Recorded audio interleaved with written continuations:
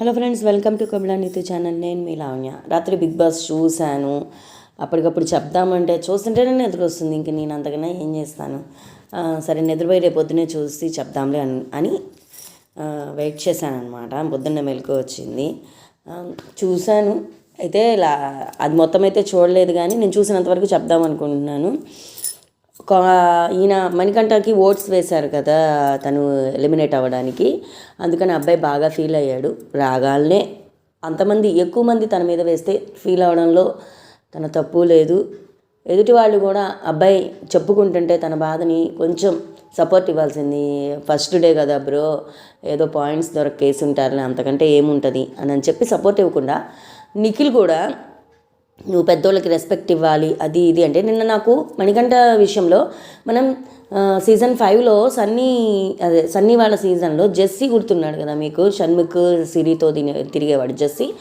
Same Jessie situation నాకు గుర్తొచ్చింది. ఈయన అప్పుడు యానీ మాస్టర్ అనవసరంగా హైపర్ అవ్వడం, యానీ మాస్టర్కి సారీ చెప్పాలి అనడం. ఇక్కడ నిఖిల్ విని వదిలేయాల్సింది. నిఖిల్ చాలా కోపం ఆపుకుంటున్నాడు. తను కూడా పెద్దవాళ్ళకి నువ్వు రెస్పెక్ట్ ఇవ్వాలి అట్లా మాట్లాడేటప్పటికీ మణికంఠ ఇంకా ఆపుకోలేకపోతున్నాడు. నిఖిల్ ఏమో తన ఎమోషన్ని ఆపుకుంటున్నాడు. తన కోపం వచ్చినా కూడా దాన్ని ప్రదర్శించకుండా ఆపుకుంటున్నాడు, కంట్రోల్ చేసుకుంటున్నాడు. మణికంఠ ఏమో తనకి జరిగిన ఎమోషన్ని ఆపుకోలేక చెప్పుకుంటున్నాడు అనమాట. ఇది రెండు ఈ సైకలాజికల్ పరమైన ఇదేనమాట. అసలు నాకైతే ఈసారి అందరూ ఏదో ఒక డిస్టర్బెన్స్, నిన్న కూడా చెప్పాను, ఏదో ఒక డిస్టర్బెన్స్తోనే వచ్చారు అని అనిపించింది. మేబీ వైజాగ్ ఎర్రగడ్డ అని అనడం కూడా తప్పేనేమో. అంటే నిన్న ప్రోమో చూసేటప్పటికి ఎవర్రా వీళ్ళంతా, ఏంది అసలు ఫస్ట్ రోజే ఇంత హైపర్ అయిపోతున్నారు అని అనిపించింది. ఇక్కడ ఇది నిఖిల్ అయితే మాత్రం ఆపుకుంటున్నాడు తన ఎమోషన్ని, కోపాన్ని బయట పెట్టకుండా. మణికంఠ మాత్రం తన ఎమోషన్ని ఆపుకోలేక తన బాధని ఎక్స్ప్రెస్ చేస్తున్నాడు. అక్కడ అమ్మాయి బేబీ రింగుల జుట్టు అమ్మాయి ఉంది కదా, అమ్మాయి పేరు ఏంటంటే పేరైతే గుర్తులేదు. రింగుల జుట్టు అమ్మాయి మాత్రం భలే. ఇంకా నువ్వు ఆపేసి తన్ని, ఇప్పుడు తనకి ఒకేసారి ఉంటుంది కదా, ఆ ఫ్రస్ట్రేషన్ ఉంటుంది కదా, ఒకేసారి అందరూ నామినేట్ చేసేటప్పటికి తను ఆ ఫ్రస్ట్రేషన్ ఉంది, ఇక్కడితో లీవ్ చేసేసే నిఖిల్కి ఒక మంచి సలహానే ఇచ్చింది. ఇక్కడ వీళ్ళు ఇలా ఉంటే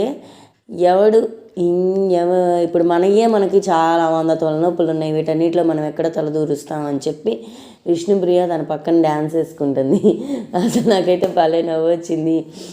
ఎవరు ఏమైతే నాకేంది, నేను ముఖ్యం, నా హ్యాపీనెస్ ముఖ్యం అన్నట్టుగా విష్ణుప్రియ తను డ్యాన్స్ వేసుకోవడం అయితే ఒకసారి నవ్వొచ్చినా, అవును అంతే కదా, అనవసరంగా వెళ్ళి ప్రాబ్లంలో నేను ఉన్నాను అని చెప్పి ఇంకో మాట మాట్లాడి ఇంకా అక్కడ గొడవను పెంచే కన్నా విష్ణుప్రియ తనదైన స్టైల్లో ఏదో డ్యాన్స్ ప్రాక్టీస్ చేసుకుంటుంది. అది నాకు నచ్చిందనమాట.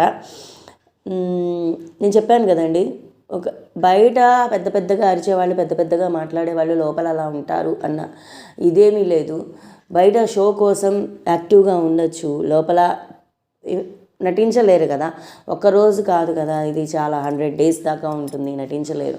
అది తమ పర్సనాలిటీని బయట పెట్టచ్చు అనమాట. నాకు ఎందుకే నేను నిన్న ఒక రివ్యూలో చెప్పాను, విష్ణుప్రియ ఇంకొక శ్రీముఖి అని నాకు అనిపించింది. ఎందుకంటే శ్రీముఖిని ఫస్ట్ బయట షోస్లో చూసి శ్రీముఖి మామూలుగా కాదు, అద్దరగొడుతుంది అని చెప్పాము. అద్దరగొట్టడం అయితే అద్దరగొట్టింది, కానీ చాలా సెటిల్డ్గా లోగా మాట్లాడడం అలా చేసింది. నిన్న విష్ణుప్రియ కూడా అక్కడ బేబక్కకి సోనియా, అమ్మాయి సోనియానే కదా, ఇంకా వంట చేయలేదు, ఎవరన్నా చెప్తే మేము చేసేవాళ్ళం కదా, నీకు బాగాలేదని చెప్పాలి కదా అని బాగా సోనియా హైపర్ అవుతున్నప్పుడు విష్ణుప్రియ చెప్పింది తనకు తెలియదు కదా, తను ఫస్ట్ టైమే కదా అని చాలా సెటిల్డ్గా మాట్లాడడం.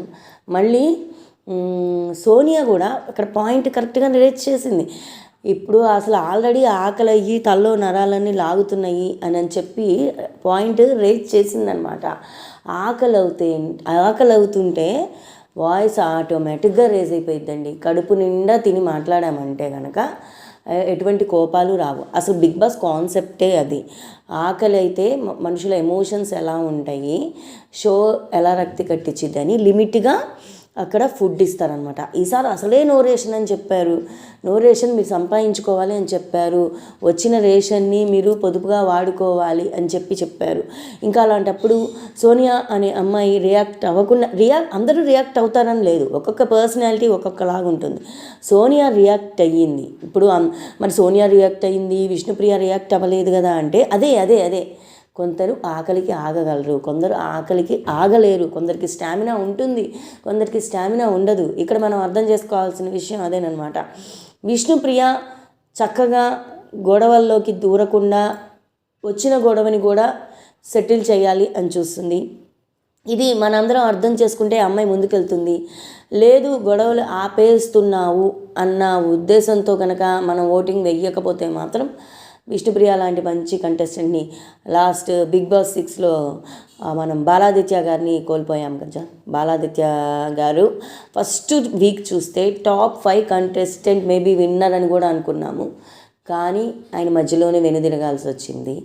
కానీ విష్ణుప్రియ అంత బాలాదిత్య గారు అంత సాఫ్ట్ కాదు, ఎందుకంటే ముందు తను ఇచ్చి పడేయగలదు అని అనిపిస్తుంది. ఇచ్చి పడేసినా పడేయకపోయినా మంచి కంటెస్టెంట్, బాగా ఫ్యూచర్ ఉన్న అమ్మాయి అని నాకు అనిపించింది. ఇక సోనియా విషయానికి వస్తే చెప్తుంది, ఇప్పుడు అనుకో ఇంకా వంట అవ్వలేదు, ఇంక ఎప్పుడు తినాలి, ఈలోపు ఏదైనా టాస్క్ వస్తే ఏంటి మన పరిస్థితి, ఇప్పటికే ఆకలి అవుతుంది, తలలో నరాలు ఇదవుతున్నాయి అని చెప్తుందన్నమాట. తన దానిలో కూడా పాయింట్ ఉంది. బేబక్క కూడా నాకు ఆ కుక్కర్ కొత్త కదా, నాకు తెలియదు కదా, అక్కడే నుంచొని చూస్తున్నాను కదా అని బేబక్క కూడా తనదైన వెర్షన్ చెప్పింది. బేబక్క అయితే ఫీల్ అవ్వలేదు. చూడ్డానికి హైపర్గా ఏదో తేడాగా కనిపిస్తున్న వాళ్ళైనా కానీ అందరిలో ఒక సాఫ్ట్ కార్నర్ ఉంది, అందరూ మంచి వాళ్ళు వచ్చారు ఈసారి అని నాకు అనిపించింది. ఎందుకంటే మళ్ళీ తను రియలైజ్ అవుతున్నారు తర్వాత. ఇప్పుడు ఇదొక వెర్షన్ అయితే ఇంకొక గొడవ ఏంటి, ఆరెంజెస్తో ఆడుకుంటున్నారు. అప్పుడు కూడా సోనియా అమ్మాయి అంతే, అమ్మాయి వాదన ఏంటి అంటే లిమిటెడ్ ఫుడ్ వచ్చింది, మనం వేస్ట్ చేయకుండా నో రేషన్ అని పెట్టారు, ఈసారి సంపాదించుకొని తినాలి కాబట్టి ఆరెంజెస్తో ఆడితే అవన్నీ పాడైపోతాయి కాబట్టి మీరు ఆడద్దు అని అది చెప్పింది. అక్కడ జరిగిన ఘర్షణలో శేఖర్ భాష కూడా కొంచెం ఓవర్ యాక్షన్గా, మరి నేను పశువున, మనుషులు తినేట్టుగా ఉంచండి, మేము మనుషులం కాబట్టి చక్కగా తింటాము, మీరు ఎలా అన్నా తినండి, డ్రైనేజీలో పెట్టుకొని ఏదైనా చేసుకోండి అని. ఇప్పుడు శేఖర్ అక్కడ తినేసేసి నేను ఇప్పుడు మనిషిని కాదా, పశువున అని మాట్లాడడం, అమ్మో ఇది ఎక్కడ వింత జీవిరా అన్నట్టుగా ఉండడం. చెప్పానుగా, ప్రోమోలో చూస్తే ఇది ఎడిటర్ మాయాజాలమేమో అని కూడా అనిపించింది. ఎడిటర్ మాయాజాలం కాబట్టి మనం ఎపిసోడ్ చూసినాక చూద్దాము అని కూడా నేను ఒక మాట చెప్పాను అనమాట. సో అదండి అక్కడ సిచ్యువేషన్లో శేఖర్ కొంచెం ఓవర్ యాక్షన్ చేశాడు. తర్వాత సోనియాతో చెప్తున్నాడు అనమాట, అక్కడ నేనేదో చూపించుకోవాలని కొంచెం హద్దులు దాటాను అని హద్దులు మీన్స్ హద్దులు అని కాదు, కొంచెం ఓవర్ యాక్షన్ చేశాను అన్నట్టుగా చెప్పాడు.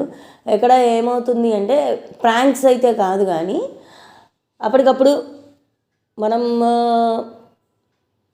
ఏదో ఒకటి కంటెంట్ ఇవ్వాలి, ప్లస్ స్క్రీన్ మీద కనబడాలి, మనమంటూ ఒక జనాలు మనల్ని కనెక్ట్ చేసుకోవాలి, మనల్ని గుర్తుపెట్టుకోవాలి అన్న ఇదిలో అయినా చేసి ఉండొచ్చు.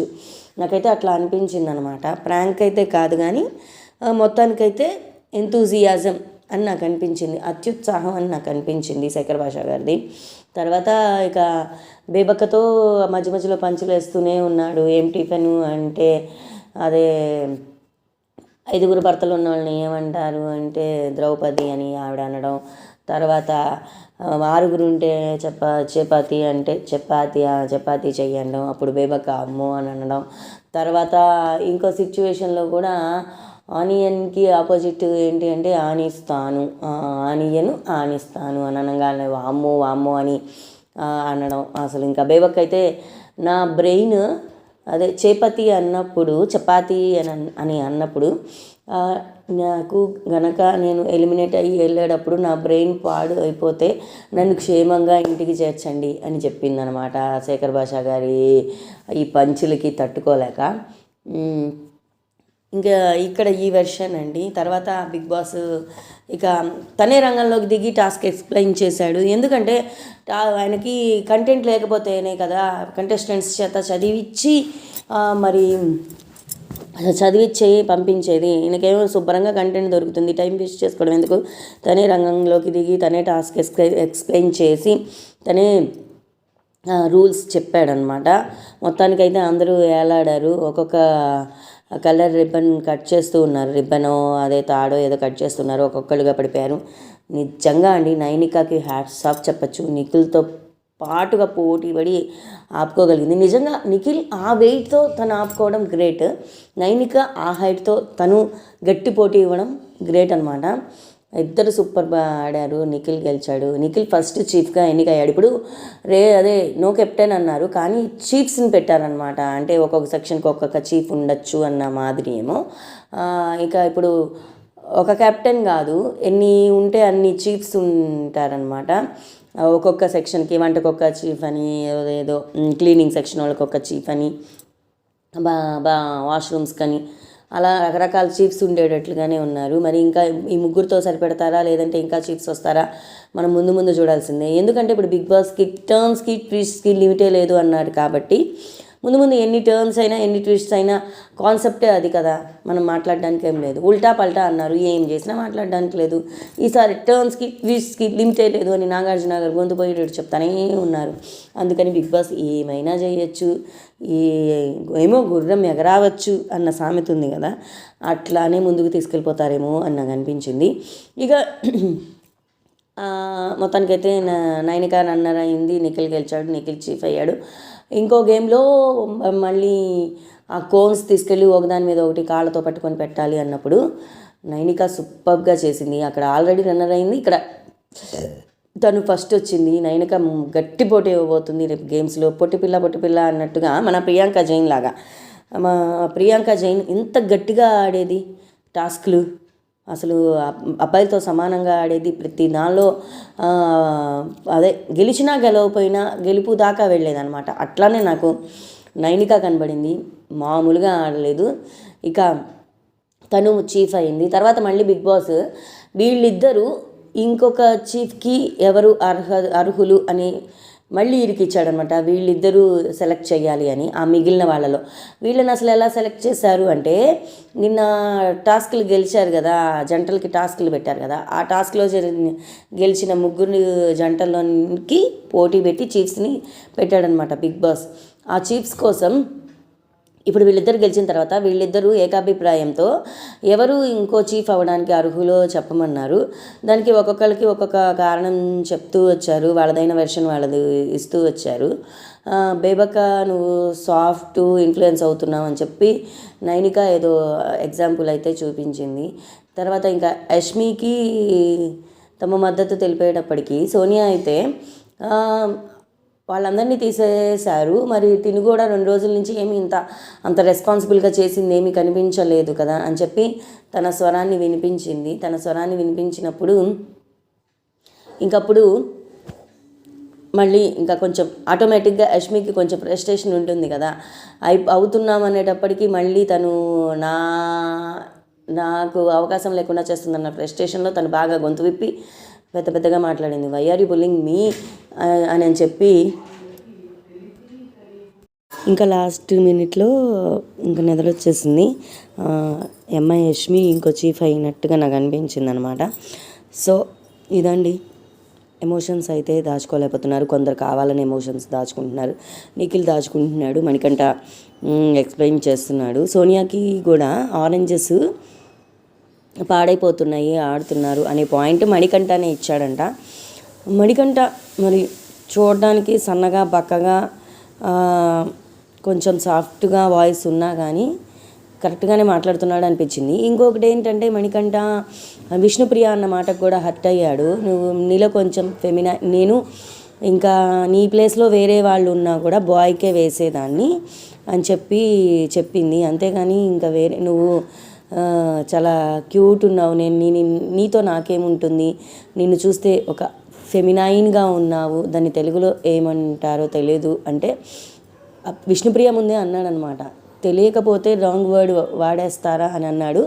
తర్వాత అదే మాటని నైనికాతో షేర్ చేసుకున్నాడు. నన్ను ఎంత మాట అంది, నేను ఫెమినైన్ అంది, నేషనల్ టీవీలో నన్ను పట్టుకొని అంత మాట మాట్లాడచ్చా, నాకు పెళ్ళయింది, ఒక పిల్ల ఉంది, వాళ్ళ కోసమే నేను ఇప్పుడు వచ్చాను అని చెప్పడం అదంతా చూపించారనమాట. తనన్న పాయింట్ కూడా కరెక్టే. విష్ణుప్రియ మాత్రం దాన్ని నెగటివ్ వేలో చెప్పలేదు. నువ్వు చాలా సాఫ్ట్, నీతో మాకేం గొడవలు ఉంటాయి, ఏదో ఫస్ట్ రోజు వెయ్యమన్నారు కాబట్టి నేను నేను లేడీస్కి సపోర్ట్ చేస్తాను, బాయ్ కాబట్టి నేను నీకు వేశాను, నీ ప్లేస్లో ఇంకొకళ్ళు ఉన్నా అలానే వేస్తానని విష్ణుప్రియ చెప్పింది. కానీ మణికంఠ అయితే దాన్ని తీసుకోలేకపోయాడు, ఏదైనా ఎమోషన్ ఆపుకోలేకపోతున్నాడు మణికంఠ అని నాకు అనిపించింది. సో ఇదండి ఈరోజు బిగ్ బాస్, ఈరోజు మీన్స్ రాత్రి జరిగిన ఎపిసోడ్కి సంబంధించిన రివ్యూ. లేట్ అయితే అయ్యిందేమో కానీ చెప్తున్నాను కదా, రివ్యూ చెప్పడం లేట్ అవ్వచ్చేమో కానీ చెప్పడం మాత్రం పక్కా.